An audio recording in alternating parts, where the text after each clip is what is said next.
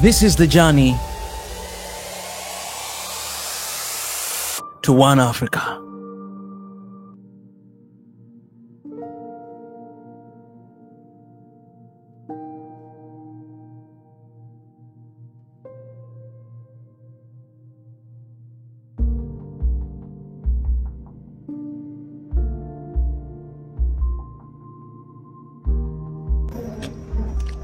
Hey SNOA family, so today for the very first time you guys are going to know my tribe. Alright, I don't really like bragging about my tribe because my mission is to unite Africa, but today it is necessary for me to talk about this. I came back to my hometown.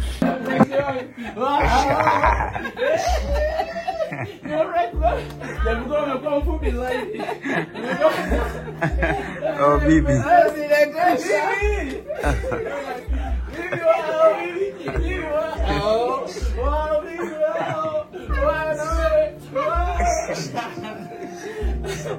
My grandma. This is my grandma. The only grandma I have. Yeah.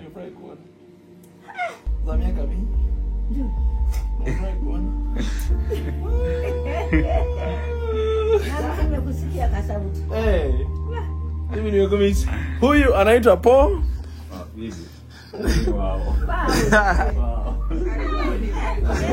Mama serious kasema,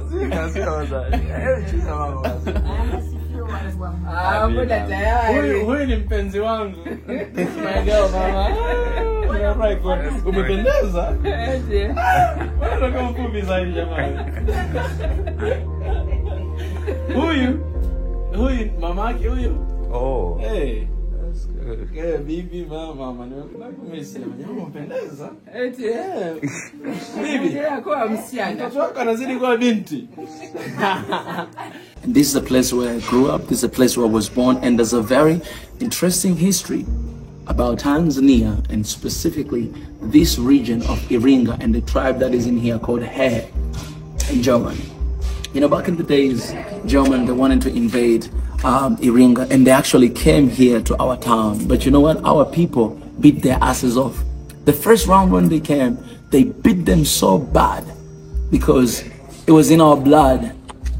We had the blood of the warriors. We always used to fight at home. We always used to train. So we were actually prepared. So when they came, we beat them out.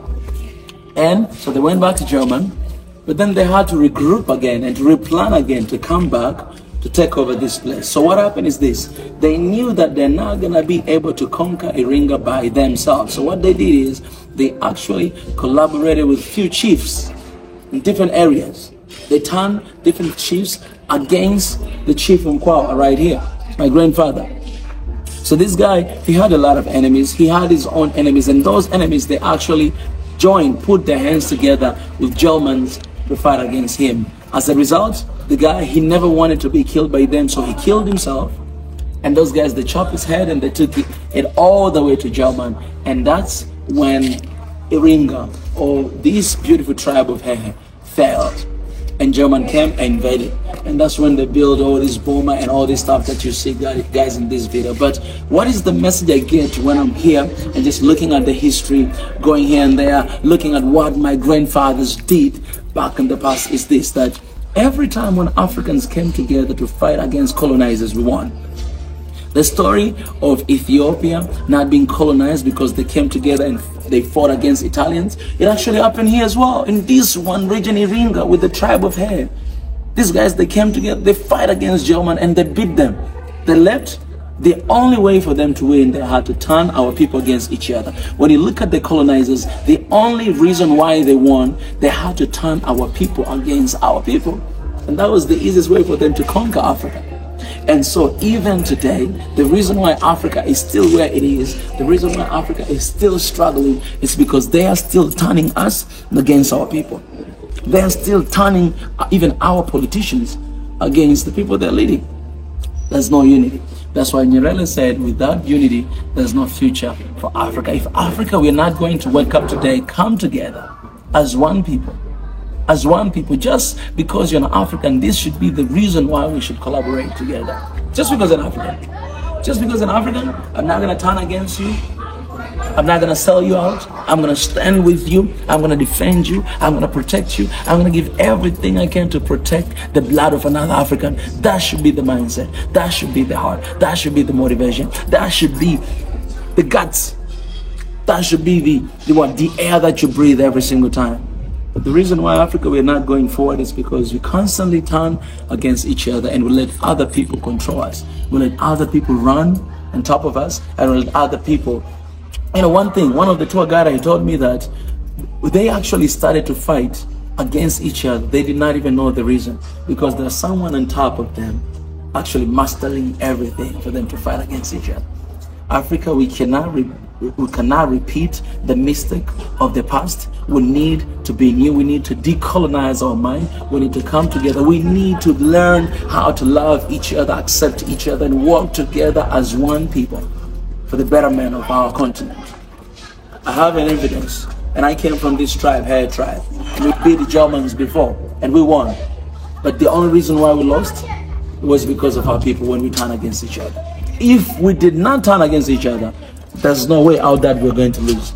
There's no other way, no way out.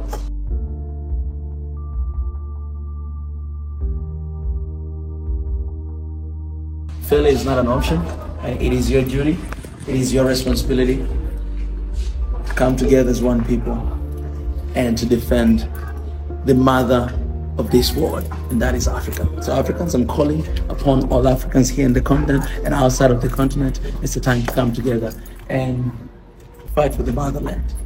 And the story begins here. Charity begins here on Iringa from Hair tribe. Come on, everybody. This is the warrior tribe, man. By the way, not only my tribe, but all Africans are warriors, all right? So don't feel bad when I talk about my tribe, but all Africans are warriors. That's the good thing about it, okay? All Africans are warriors.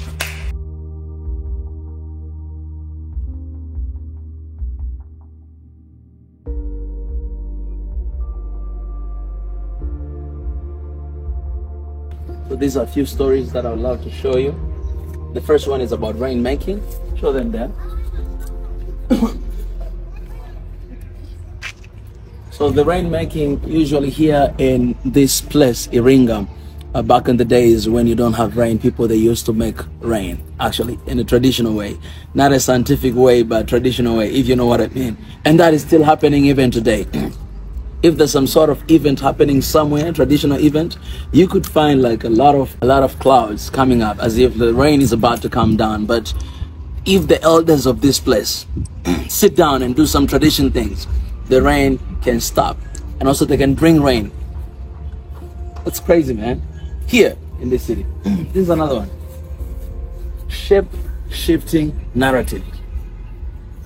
So this, you know, back in the days, because of safety, because of the to protect whatever that they were doing, sometimes these are normal human beings. They had to turn into different shapes.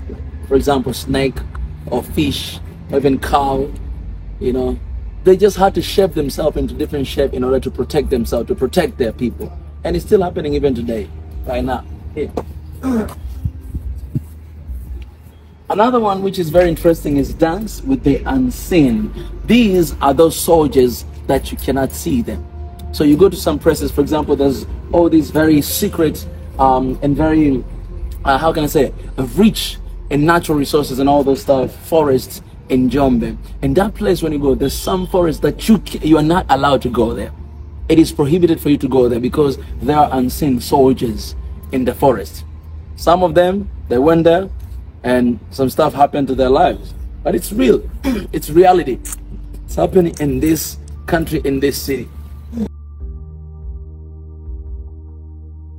Another one, you know, it's the war, the mission, and the bees. And this is basically talking about what happened back in the days. The war between, of course, the people of Iringa, called Hehe tribe, and the Germans.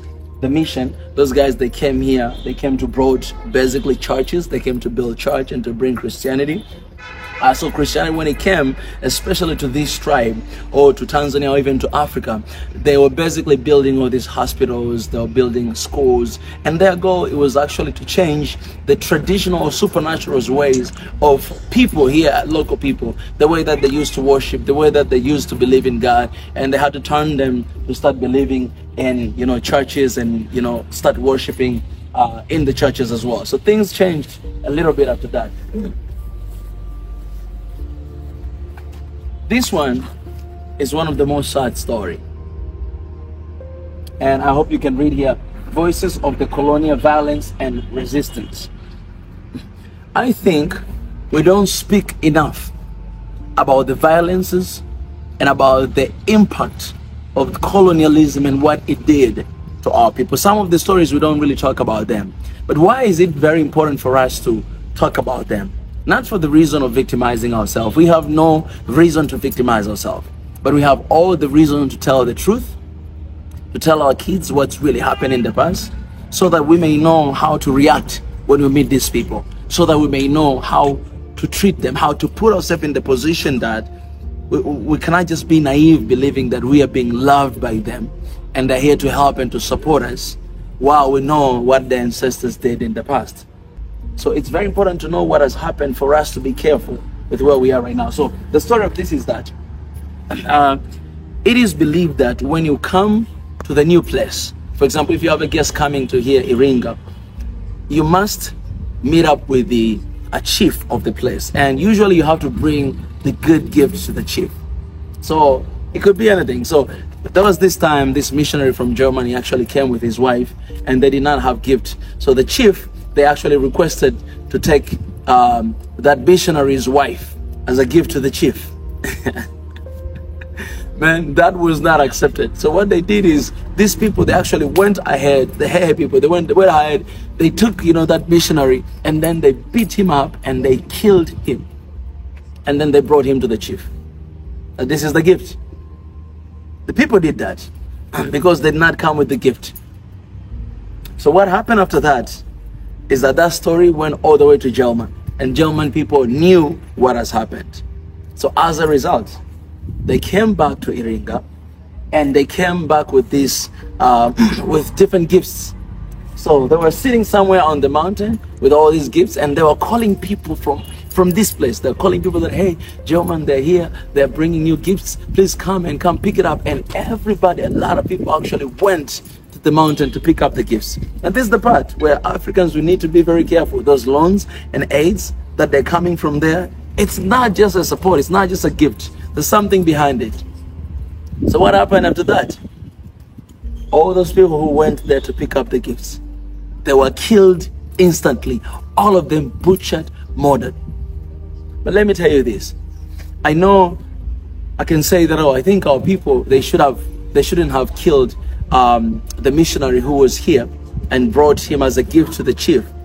But the thing is, these people were here and trying to change the culture of the place, trying to transform the culture of the place, and also at the same time not respecting the norms and traditions of the place, which is you must present your gift to the chief when you go to a new place. So did they do the right thing to kill that missionary? It was not the right thing.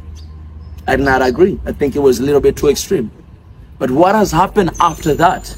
It was blood after blood, and a lot of innocent people were killed and died in this place and in this mountain. Not one person, not two person, basically literally the whole village. If you go to a place of Jombe, you'll actually find the place where they have this monument and to show how many people were killed there and butchered. And this was 1905 to 1908, long time ago. And they say it was during the Maji War that was actually happening here between Hair tribe and German. And by the way, Hair at that time, it was not a tribe. Hair was basically like a country. And we went inside there, we saw everything that they were showing us. It was basically the country. But the colonizers, when they came, that's when they started to divide that, oh, this is going to be this tribe, this is going to be that tribe. But it was actually, we had this little nation. So if you have Hair, you have your own chief or your own king. If you have whatever Bena, you have your own chief, your own king. If you have Chaga, you have your own chief, your own king. That's what happens. So this is one of the most saddest story. One of them. But a lot of them happened, and a lot of people were killed simply because they wanted to defend their place. honestly, if you come to my house, if you want to change the way I live, the way of life, if you want to change whatever that is in there, man, honestly, you can't blame me for doing whatever that I want to do. But we cannot forget that the reason why German, they took over this place, it is because some of our people, they turned against our own chiefs and they sold our people out. They sold Chief Mkwawa, who was actually kind of like the a symbol of boldness and victory for this region of Tanzania. And that's what happened pretty much all across Africa, all across the tribes, all across the continent. But now it is the time for us to learn our lessons, and it is the time for us to come together, and because unity is power, and that's the only way for us to win this battle that is between Africa and the rest of the world, whether we agree or not. But there's a huge battle, there's a huge war, there's something bad, it's about to happen, and the only way out for us to conquer, the only way out for us to stand is for us coming together. Because when we come together, we have strength, we have power, and nobody's going to look down on us, nobody's going to take advantage of us. Everybody's going to be scared and afraid of us. But the matter of fact, they're going to need to bow down to be able to make some decent deals that will be better for us, for our children, and for our people, in order for them to survive as well. So Africa, get that.